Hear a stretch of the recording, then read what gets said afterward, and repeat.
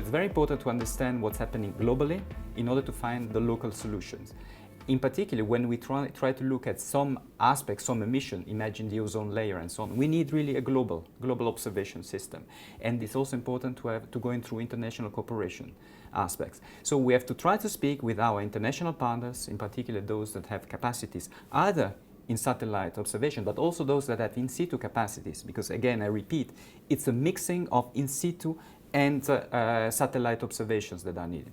Working at an international level will help us to try to understand the overall atmospheric composition of our planet and to try to solve some of the issues that are affecting our planet. So we are working in this respect. We are already speaking with some potential partners. We are concluding agreements in order to access in situ capacities, but at the same time to see if we can create constellations together that can generate data that could be helpful for everyone. It's very clear that society needs to reduce its greenhouse gas emissions.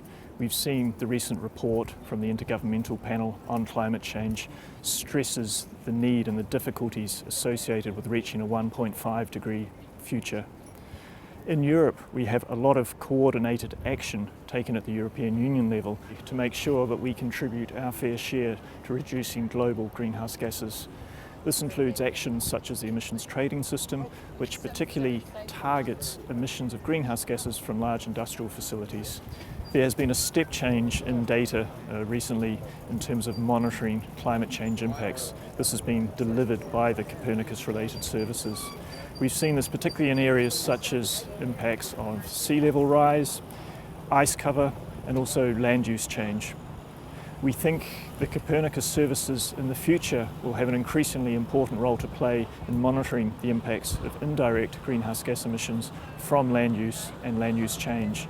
This includes, for example, changes in deforestation, agricultural land practices, and forest cover, all important aspects and parameters which we need to take into account in monitoring the emissions from land. Policymakers are increasingly realising the importance of co-benefits between greenhouse gas mitigation measures and air pollution. We've seen, for example, many measures put in place to reduce greenhouse gas emissions also lead to improvements in air quality, and vice versa. For example, shifting to renewable energy not only reduces fossil fuel combustion, but also means that these same fuels do not emit hazardous air pollutants.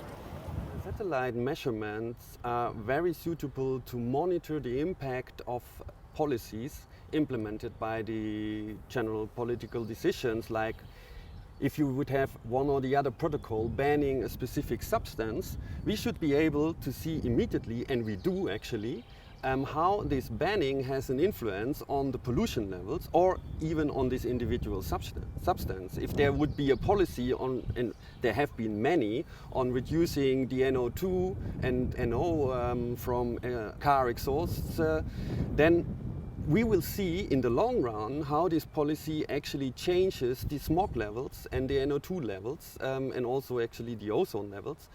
And so we can see by having satellites in place which are measuring over a long time, we can really follow up the impacts of these kind of political decisions. Economic situations can actually change very far, as we've seen or experienced in the 2008 economic crisis, for example. And there we could very well spot how the change in the industrial output due to the crisis was directly linked to a change and a reduction of NO2 in terms of pollution.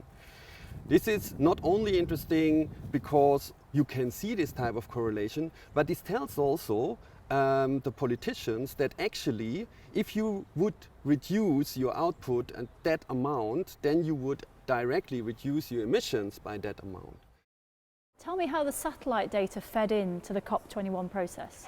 So basically with satellite data we can observe long-term trends of what's happening in the atmosphere but also on the surface. So we have actually established worldwide the global climate observing system, and GCOS defines which climate variables we should be monitoring. And with satellite data we can today go for some variables almost 30 years back, and through those trends we can actually really understand what is happening in our climate and we can monitor where it's going. Now carbon dioxide of course is one of the most important ones, and just one station in Mauna Loa can show us how the carbon levels are increasing. But it's only with satellites where you can actually look at the whole globe in a consistent manner, and where you can understand what the regional changes are and the global changes are, and really to bring down and to try to understand what is caused by natural sources and what is through anthropogenic emissions.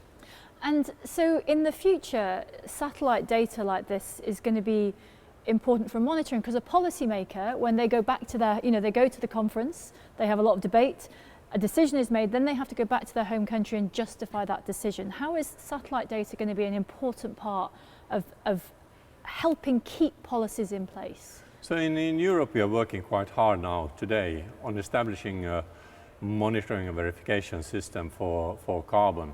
And here it's composed of many components. You have a modeling component, but you also have a ground-based component. But also importantly, you have a satellite-based component, because only satellites can see the whole globe in a consistent manner. And that's what we really need. We need an integrated system to monitor this. So that's why we are working very closely with the European Commission and with the European Space Agency to establish what kind of observations can we provide from space to monitor carbon, and to actually understand what is caused by carbon emissions from anthropogenic sources and what is natural variation. Is this working? Is this getting better, that the policymakers and the scientists are talking to each other? And are you optimistic, is what I'm saying? Yes, I'm definitely optimistic. I think we are coming a long way in most of the globe, and you look at many countries take climate change, air quality, and greenhouse gases, carbon emissions seriously. For instance, if you look at China, they are really working quite hard in order to bring their own improvements into place. A thing I think that stands out from the satellite data is that you can trust people. If they say they're going to reduce their emissions and you measure the reduction, it helps global trust, because this is all about global cooperation, isn't it? It is, and that's the good thing about satellites again. With our next generation satellites, EPSS-G, for instance, for the polar orbiting satellites, but also MTG, we see everything across boundaries. There's no political boundaries in satellite data. And that is really what is really quite good about it, compared to ground-based observations, which may be dictated by local rules and governance. We see everything. And from that point of view, open exchange of data is really the basis for trust.